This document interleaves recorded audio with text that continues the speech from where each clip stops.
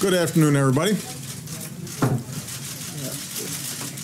Clearly, this is not the most important event that's taking place in the White House today. There is a screening of Star Wars for Gold Star families and children coming up, so I'll try to be relatively succinct. Let me say a few words about the year behind us and the year ahead, and then I'll take a few questions. As I look back on this year, one thing I see is that so much of our steady, persistent work over the years is paying off for the American people in big, tangible ways. Our early actions to rescue the economy set the stage for the longest streak of private sector job growth on record, with 13.7 million new jobs in that time. The unemployment rate has been cut in half, down to 5%. And most importantly, wages grew faster than at any time since the recovery began. So over the course of this year, a lot of the decisions that we made early on have paid off. Years of steady implementation of the Affordable Care Act helped to drive the rate of the uninsured in America below 10% for the first time since records were kept on that. Healthcare prices have grown at their lowest level in 5 decades. 17 million more Americans have gained coverage, and we now know that 6 million people have signed up through healthcare.gov for coverage beginning on January 1st, 600,000 on Tuesday alone. New customers are up 1/3 over last year, and the more who sign up, the stronger the system becomes. And that's good news for every American who no longer has to worry about being just one illness or accident away from financial hardship.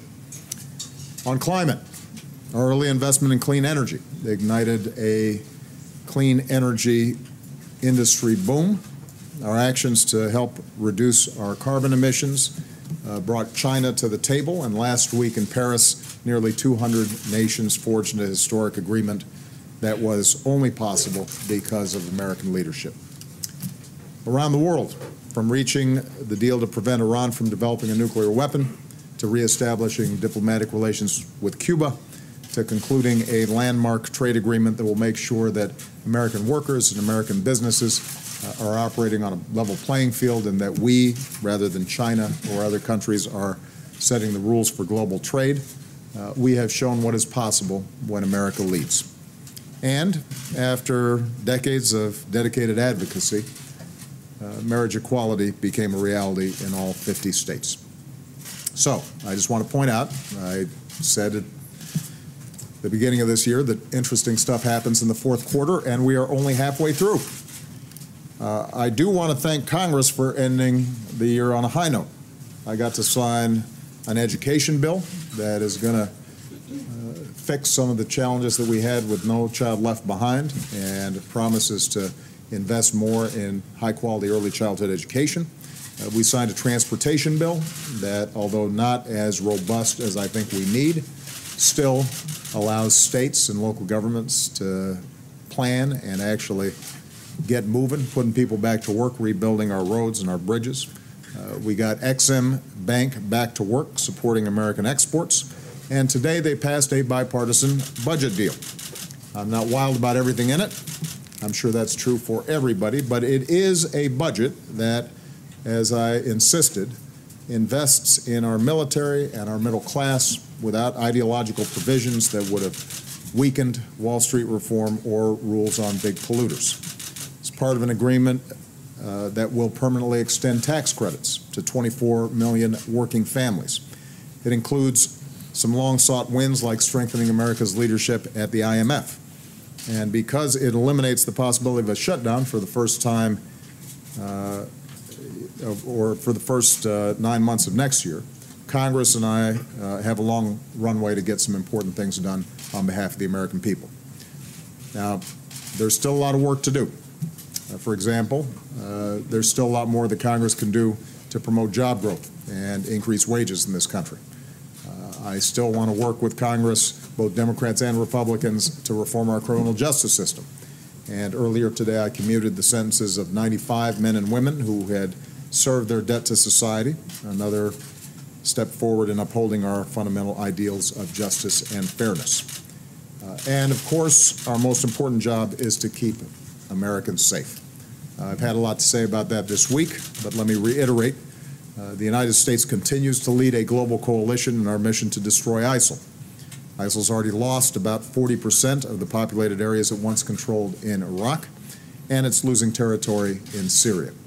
As we keep up the pressure, our air campaign will continue to hit ISIL harder than ever, taking out their leaders, their commanders, and their forces. We're stepping up our support for partners on the ground as they push ISIL back.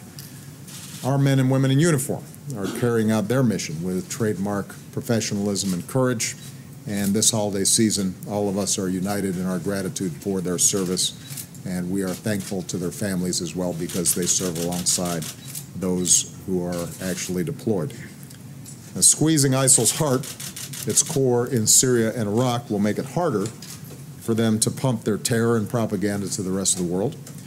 At the same time, as we know from San Bernardino, where I'll visit with families later today, we have to remain vigilant here at home. Our counterterrorism, intelligence, homeland security, and law enforcement communities are working 24/7 to protect our homeland, and all of us can do our part by staying vigilant, by saying something if we see something that is suspicious, by refusing to be terrorized, and by staying united as one American family.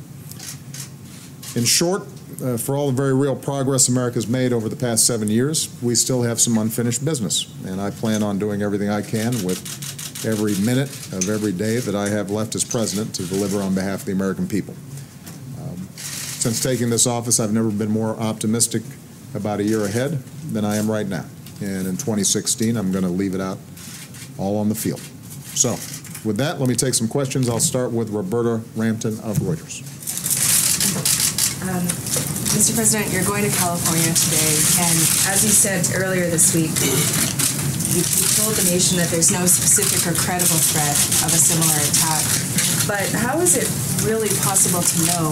I mean, aren't similar plots going to be just as hard to detect beforehand? And some lawmakers are saying that your government should review the social media of all people applying for visas to come to this country. What do you think of that idea? Should that be mandatory? Well, Roberta, you're absolutely right that it is very difficult for us to detect lone wolf plots or plots involving a husband and wife in this case, because despite the incredible vigilance and professionalism of all our law enforcement, homeland security, etc., it's not that different from us trying to detect the next mass shooter. You don't always see it. They're not always communicating publicly, and if you're not catching what they say publicly, then it becomes a challenge. We are continuing to work at every level to make sure that there's no slip between information sharing among agencies. We're continuing to strengthen our information sharing with foreign countries, and because in part of the tragedy in Paris, I think you're seeing much greater cooperation from our European partners on these issues. But this is a different kind of challenge than the sort that we had with an organization like Al-Qaeda that involved highly trained operatives who are working as cells or as a network. Here, essentially, you have ISIL trying to encourage or induce somebody who may be prey to this kind of propaganda, and it becomes more difficult to see. It does mean that they're less likely to be able to carry out large, complex attacks, but as we saw in San Bernardino, obviously, you can still do enormous damage.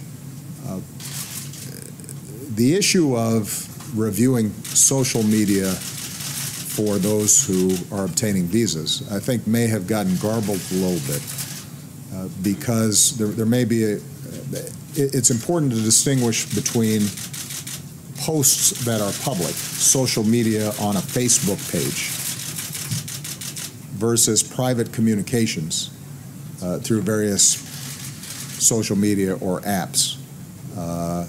And our law enforcement and intelligence professionals are constantly monitoring public posts, and that is part of the visa review process, that people are investigating what individuals have said publicly and questioned about any statements that they may be made. But if you have a private communications between two individuals, that's harder to discern by definition. And one of the things we'll be doing is engaging with the high-tech community to find out how we can, in an appropriate way, do a better job if we have a lead to be able to track a suspected terrorist.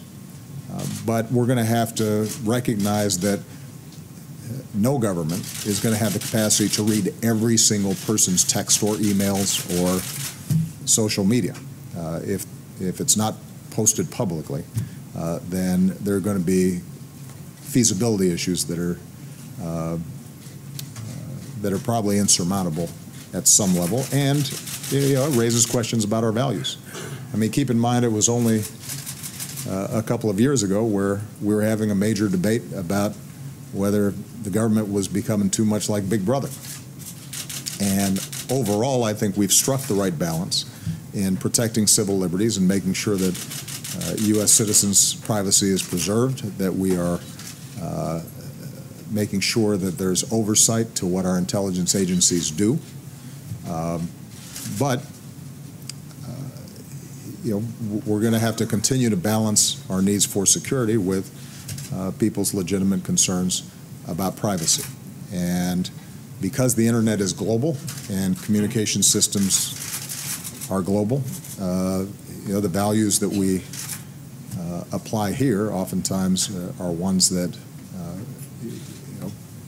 folks who are trying to come into the country are also benefiting from, because they're using the same technologies. But this is precisely why we're working very hard to bring law enforcement, intelligence, and high-tech companies together, because we're going to have to really review what we can do both technically as well as consistent with our laws and our values in order to try to discern more rapidly some of the potential threats that may be out there. Okay. David Jackson. Mr. President, a Gitmo question. Congress has made it pretty clear that they're just not going to let you transfer prisoners to the United States for trial. But some people think you already have the executive authority to transfer those prisoners and close Gitmo itself next year. My question is, do you believe you have that authority, and are you willing to exercise it to close that place? Well, first of all, we've been working systematically, another example of persistence, in reducing the population. We have a review process. Those who are eligible for transfer, we locate in countries that have accepted some of these detainees. They monitor them, and it's been determined that they can be transferred. And my expectation is by early next year, we should have reduced that population below 100. And we will continue to steadily chip away at the numbers in Guantanamo. There's going to come to a point where we have an irreducible population, people who pose a significant threat, but for various reasons, it's difficult for us to try them in an Article III court. Some of those folks are going through the military commission process, but there's going to be a challenge there. Now, at that stage, I'm presenting a plan to Congress about how we can close Guantanamo. I'm not going to automatically assume that Congress says no. I'm not being coy, David. I think it's fair to say that there's going to be significant resistance from some quarters to that. But I think we can make a very strong argument that it doesn't make sense for us to be spending an extra $100, $200, $300, $500 million, $1 billion, to have a secure setting for 50, 60, 70 people. And we will wait until Congress has definitively said no to a well-thought-out plan with numbers attached to it before we say anything definitive about my executive authority here.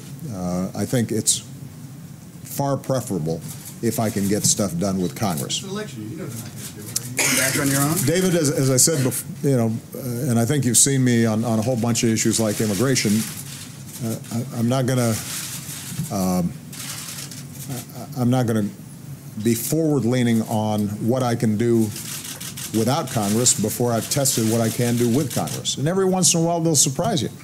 And this may be one of those places because I think we can make a really strong argument.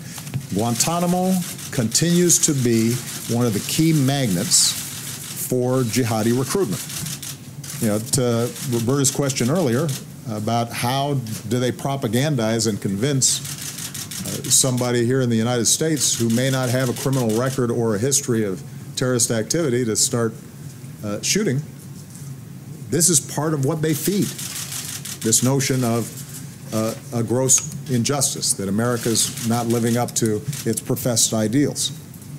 We know that. We see the internet traffic. We see how Guantanamo has been used to create this mythology that America is at war with Islam. And for us to close it is part of our counterterrorism strategy that is supported by our military, our diplomatic, and our intelligence teams. So when you combine that with the fact that it's really expensive, that we are essentially at this point detaining a handful of people, and each person is costing several $1 million to detain when there are more efficient ways of doing it.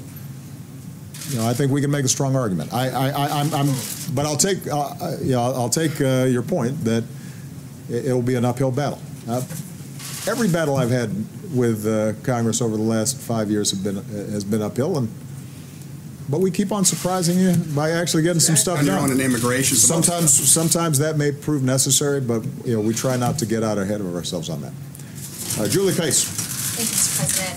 I wanted to ask you about some of the broader challenges in the Middle East. Yeah. Some of the Republicans who are running for president have argued that the Mideast and the United States would be safer if you hadn't had regime change in places like Iraq, Libya, and Egypt. And having gone through the experience of the Arab Spring and the aftermath, I wonder what you now see the U.S. role in the Middle East in terms of trying to push dictators out of power. Would you advise future presidents to call for authoritarian leaders to step down, as you did? And just specifically on Syria, at this point, is it your expectation that Bashar Assad's presidency will outlast yours? There's been a lot of revisionist history, sometimes by the same people, making different arguments depending on the situation. So maybe it's useful just for us to go back over some of these issues. We did not depose Hosni Mubarak. Millions of Egyptians did because of their dissatisfaction with the corruption and authoritarianism of the regime. We had a working relationship with Mubarak. We didn't trigger the Arab Spring. And the notion that somehow the U.S. was in a position to pull the strings on a country that is the largest in the Arab world, I think is mistaken. What is true is that at the point at which the choice becomes mowing down millions of people or trying to find some transition, we believed, and I would still argue, that it was more sensible for us to find a peaceful transition to the Egyptian situation. With respect to Libya, Libya is sort of a alternative version of Syria in some ways, because by the time the international coalition interceded in Syria, chaos had already broken out. You already had the makings of a civil war. You had a dictator who was threatening and was in a position to carry out the wholesale slaughter of large numbers of people. And we worked under UN mandate with a coalition of folks in order to try to avert a big humanitarian catastrophe that would not have been good for us. Those who now argue, in retrospect, we should have left Gaddafi in there, seem to forget that he had already lost legitimacy and control of his country, and we could have, instead of what we have in Libya now, we could have had another Syria in Libya now. The problem with Libya was the fact that there was a failure on the part of the entire international community, and I think that the United States has some accountability for not moving swiftly enough and underestimating the need to rebuild government there quickly. And as a consequence, you now have a very bad situation. And as far as Syria goes, I think it is entirely right and proper for the United States of America to speak out on behalf of its values. And when you have an authoritarian leader that is killing hundreds of thousands of his own people, the notion that we would just stand by and say nothing is contrary to who we are.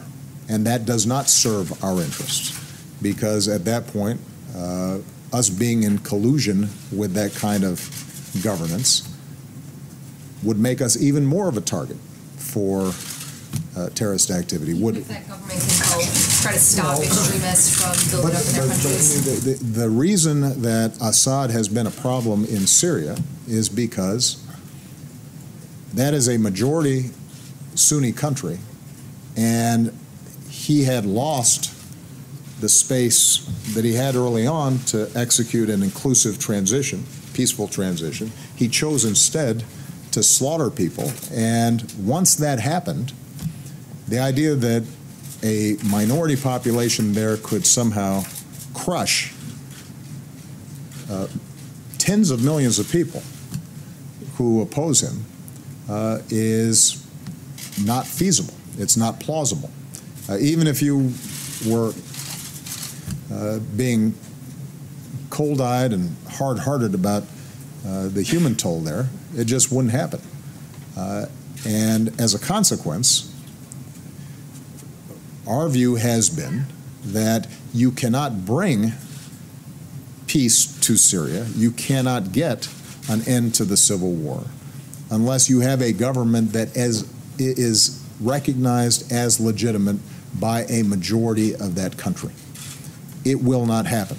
And this is the argument that I've had repeatedly with Mr. Putin, dating 5 years ago, at which time his suggestion, as I gather some Republicans are now suggesting, was, you know, Assad's not so bad, let him just be as brutal and repressive as he can, but at least he'll keep order. And I said, look, the problem is that the history of trying to keep order when a large majority of the country has turned against you is not good. And 5 years later, I was right. So we now have an opportunity, and John Kerry is meeting as we speak with Syria and Turkey and Iran and the Gulf countries and other parties who are interested. We now have an opportunity not to turn back the clock. It's going to be very difficult to completely overcome the devastation that's happened in Syria already, but to find a political transition that maintains the Syrian state, that recognizes there are a bunch of stakeholders inside of Syria, and hopefully to initiate a ceasefire that won't be perfect, but allows all the parties to turn on what should be our number one focus, and that is destroying Daesh and its allies in the region. And that is going to be a difficult process. It's going to be a painstaking process, but there is no shortcut to that. And that's not based on some idealism on my part. That's a hard-headed calculation about what's going to be required to get the job done. Do you think that Assad, though, potentially could remain in power a year from now? I think that Assad is going to have to leave in order for the country to stop the bloodletting and for all the parties involved to be able to move forward in a non-sectarian way. He has lost legitimacy in the eyes of a large majority of the country. Now, is there a way of us constructing a bridge, creating a political transition that allows those who are allied with Assad right now, allows the Russians, allows the Iranians to ensure that their equities are respected, that minorities like the Alawites are not crushed or retribution is not the order of the day. I think that's going to be very important as well. And that's what makes this so difficult. Sadly, had Assad made a decision earlier that he was not more important personally than his entire country, that kind of political transition would have been much easier. It's a lot harder now. But John Kerry's been doing some excellent work in moving that process forward, and I do think that you've seen from the Russians a recognition that after a couple of months, they're not really moving the needle that much, despite a sizable deployment inside of Syria. And of course, that's what I suggested would happen, because there's only so much bombing you can do when an entire country is outraged and believes that its ruler doesn't represent them. Cheryl Bowen. Thank you, Mr. President. I'd like to ask you about the surprising Congress. Specifically, what are your top legislative priorities for next year? And how has the new Speaker, Paul Ryan, changed the dynamic with you and Capitol Hill? And can you be more ambitious next year, doing things like maybe completing the transatlantic trade partnership or even getting tax reform? Well, first of all, it's important to give some credit where credit is due. John Boehner did a favor to all of us, including now Speaker Ryan, by working with us to agree on a top-line budget framework. That was the basis for subsequent negotiations.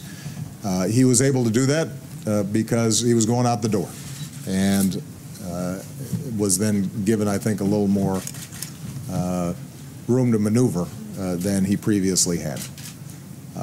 Having said that, I also want to give Speaker Ryan credit. I called both him and Mitch McConnell, as well as Nancy Pelosi and Harry Reid, for the orderly way in which they actually negotiated a budget, the way Congress is historically and typically supposed to work. I mean, we've gotten kind of used to last-minute crises and shutdown threats and so forth, and this is a messy process that doesn't satisfy everybody completely, but it's more typical of American democracy. And I think that Speaker Ryan deserves a role in that. I will say that in his interactions with me, he has been professional. He has reached out to tell me what he can do and what he cannot do. I think it's a good working relationship. We recognize that we disagree on a whole bunch of other stuff and have fundamentally different visions for where we want to move the country. But perhaps because even before he was elected, he had worked on Capitol Hill, I think he is respectful of the process and respectful of how legislation works. So kudos to him, as well as all the leaders and appropriators who are involved in this process. Now, just want to repeat, because sometimes we take for granted what's happened. I said early on in this process that I wasn't going to sign a budget that that did not relieve sequester, this artificial austerity that was making it difficult for us to invest in things like education and our military. And I said I would not accept a lot of ideological riders that were attached to a big budget deal. And we met our goals. And because of some terrific negotiations by the Democrats up on Capitol Hill, and I think some pretty good work by our legislative staffs here, we're going to be able to fund environmental protection. We're going to be able to make sure that we're investing in things like early childhood education and making college more affordable. We're going to be able to implement the Clean Power Plant rule. We're going to be able to continue to invest in clean energy that spurs on innovation. We're going to be able to make sure that our military gets the equipment and the training that it needs in order to be effective in fighting ISIL and other threats around the world. So it was a good win. And there's some things in there that I don't like, but that's the nature of legislation and compromise. And I think the system worked. That gives me some optimism that next year, on a narrow set of issues, we can get some more work done. Now, as David said, it's an election year, and obviously a lot of the legislative process is going to be skewed by people looking over their shoulders, worrying about primary, trying to position themselves relative to the presidential candidates. So that makes it harder. But I think there are going to be a handful of areas where we can make real progress. One of them you already mentioned, Trans-Pacific Partnership, which now has been out. Congress has had a chance to review, and it meets the bar that I set. It is consistent with what I promised, which is the most pro-labor, pro-environment, progressive trade deal in history that eliminates just about every tariff on American manufacturing goods in countries that up until this point have charged a tax essentially on anything that American workers, American businesses sell in these areas. It brings those taxes down to zero on basically all of American manufactured products. A huge win for agriculture, because now the people of Japan are going to be in a better position to enjoy American beef and American pork, which up until this point, even though we're much more efficient producers, has been tagged with a tax that makes our products uncompetitive in Japanese markets. So this is a big deal, and I think Speaker Ryan would like to try to get it done. And there are both proponents and opponents of this in both Democratic and Republican parties, and so it's going to be an interesting situation where we're going to have to stitch together the same kind of bipartisan effort in order for us to get it done. A second area that I think is possible is criminal justice reform.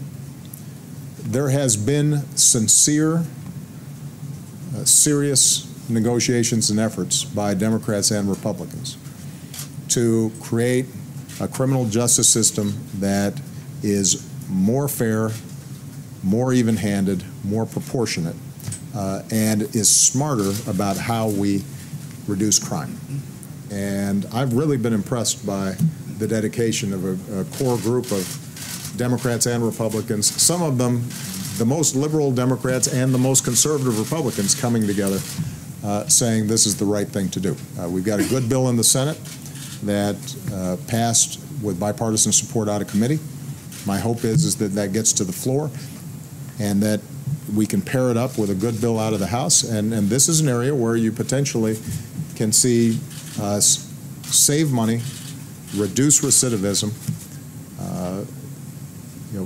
make sure that people who make a mistake on nonviolent crimes have to pay the price, have to serve time, but are released in a reasonable fashion, that they have more support so that they're less likely to go back into the criminal system subsequently. And that's an area where I think we may be able to make a big difference. So those are just two examples. We'll keep on looking for a number of examples like that. and wherever there's an opportunity, I'm going to take it. Okay. Philip Crowley. Philip Crowley. Thank you, Mr. President. You mentioned climate change already, and at the time of the signing of the deal in Paris, you said it was potentially a turning point for the world. But this was a deal that is not a legally binding document, and you bypassed Congress pretty much completely. Are you worried at this point that a Republican president who might take over from you in the White House could stop the deal in its tracks entirely? And considering that possibility, are you more interested in campaigning for a Democratic nominee, considering that danger? I think it's fair. I was going to be campaigning for a Democratic nominee, even without that danger. And I am very confident that we're going to have a terrific Democratic nominee. And whose phone is that, guys? Come on now. Somebody, you recognize your ring. Don't be embarrassed. Just turn it off.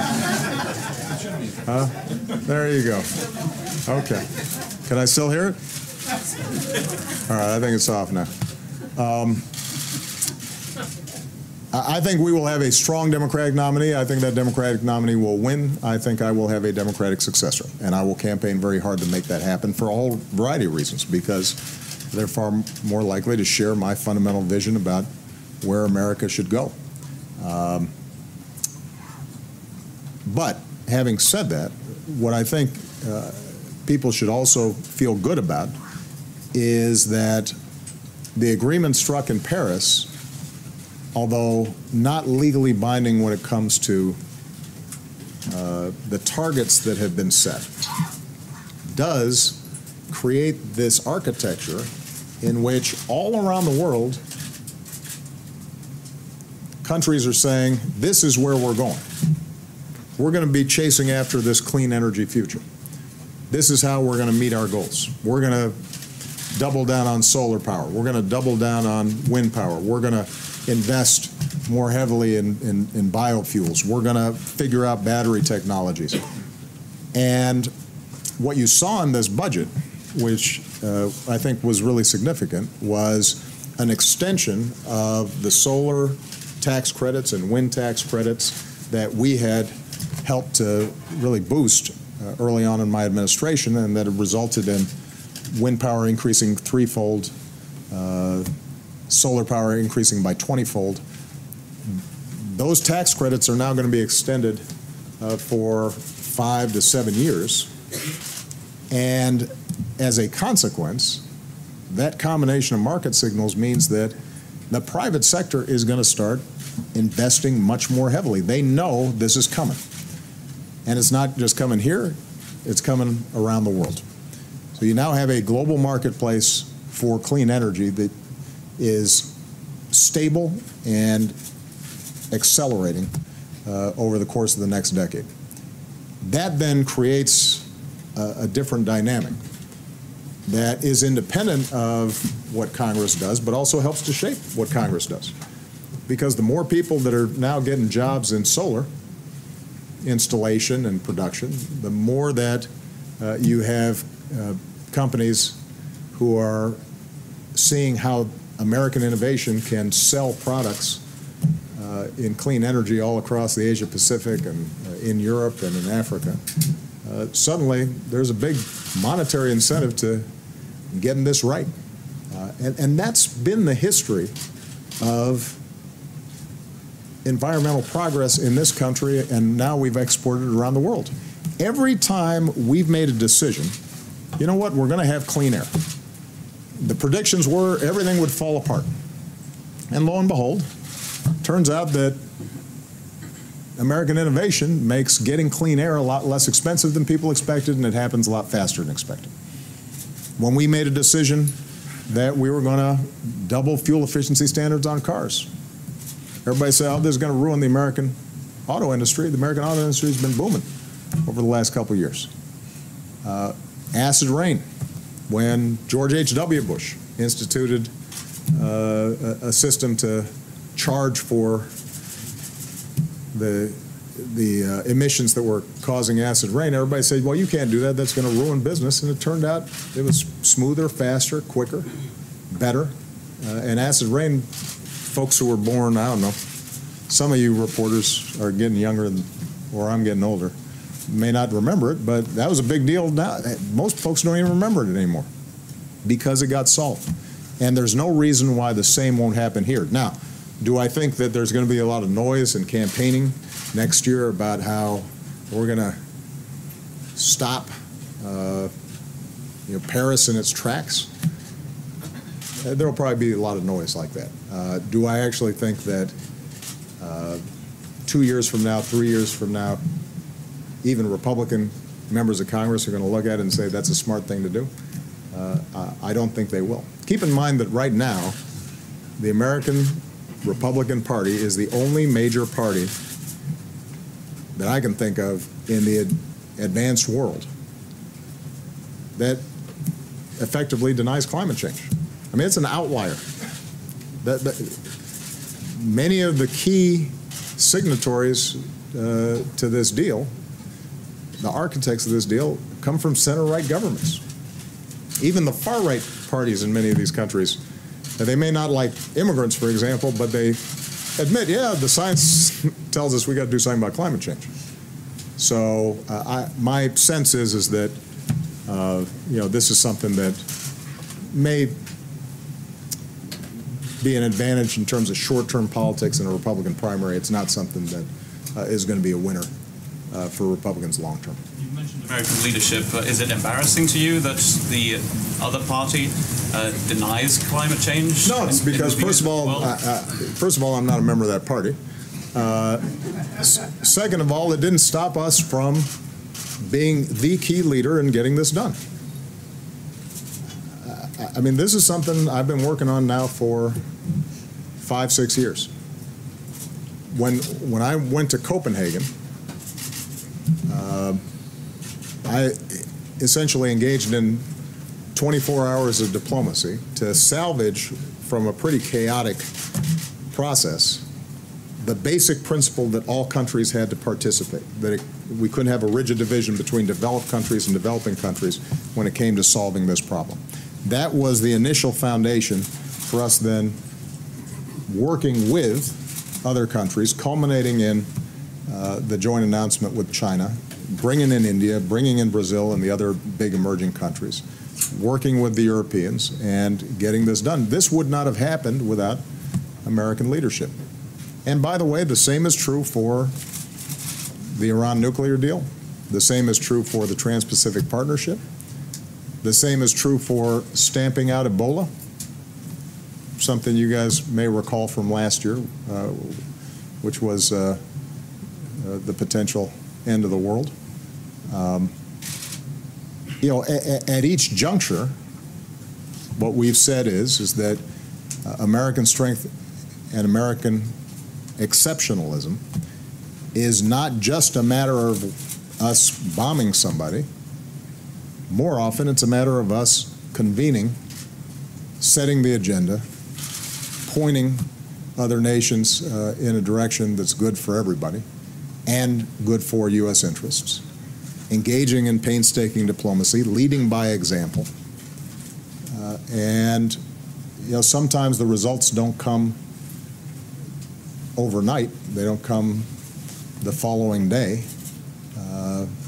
but they come. And this year, what you really saw was that steady, persistent leadership on many initiatives that I began when I first came into office. All right, Mr. President. I've got Mr. President. April Ryan. Mr. President, I want to ask you something on criminal justice. Going back to something you said, and also something from Julie Pace. Your administration contends the United States has 5% of the world population, but 25% of the global jail population. What legislation are you supporting that significantly cuts mass incarceration in this country? And going back to the Assad issue, does Assad have to go to defeat ISIS? Well, we're going to defeat ISIS. And we're going to do so by systematically squeezing them, cutting off their supply lines, cutting off their financing, taking out their leadership, taking out their forces, taking out their infrastructure. We're going to do so in partnership with forces on the ground that sometimes are spotty, sometimes need capacity building, need our assistance, need our training, but we're seeing steadily progress in many of these areas. And so they're going to be on the run. Now, they are going to continue to be dangerous. So let me just be very clear, because whenever I say that we have made progress in squeezing the territory that they control or made real inroads against them, what people will say is, well, if something happens around the world, then obviously that must not be true. But in any battle, in any fight, even as you make progress, there's still dangers involved. And ISIL's capacity both to infiltrate Western countries with people who've traveled to Syria or traveled to Iraq, and the savviness of their social media, their ability to recruit disaffected individuals who may be French or British or even U.S. citizens, will continue to make them dangerous for quite some time. But we will systematically go after them. Now, in order for us to stamp them out thoroughly, we have to eliminate lawless areas in which they cannot still roam. So we can disable them, we can dismantle much of their infrastructure, greatly reduce the threat that they pose to the United States, our allies, and our neighbors. But in the same way that Al-Qaeda is pinned down and has much more difficulty carrying out any significant attacks because of how we've systematically dismantled them, they still pose a threat. There's still operatives who are interested in carrying out terrorist attacks because they still operate in areas between Pakistan and Afghanistan, or more prominently right now in Yemen, that are hard to reach. Our long-term goal has to be able to stabilize these areas so that they don't have any safe haven. And in order for us to do that in Syria, there has to be an end to the civil war. And there has to be an actual government that has a police capacity and a structure in these areas that currently aren't governed. And it is my firm belief, and the belief of the experts in this administration, that so long as Assad is there, we cannot achieve that kind of stability inside of Syria. And I think the history over the last several years indicates as much. So that's going to continue to be a top priority for us, moving aggressively on the military track and not letting ISIL take a breath and pounding away at them with our special forces and our airstrikes and the training and advising of partners who can go after them. But we also have to keep very aggressive on this diplomatic track in order for us to bring countries together. All right? Everybody? Oh, on criminal justice reform, I answered the question. I'm hopeful. Are you supporting that cuts into mass incarceration? And April, what I said is that I strongly support the Senate legislation that's already been put forward. I'm hopeful that the House can come up with legislation that follows the same principles, which is to make sure that we're doing sentencing reform, but we're also doing a better job in terms of reducing recidivism and providing support for ex-offenders. And if we can get those two bills together in a conference, then I'm somewhat optimistic that we're going to be able to make a difference. Now, keep in mind, April, when you use the term mass incarceration, statistically, the overwhelming majority of people who are incarcerated are in state prisons and state facilities for state crimes.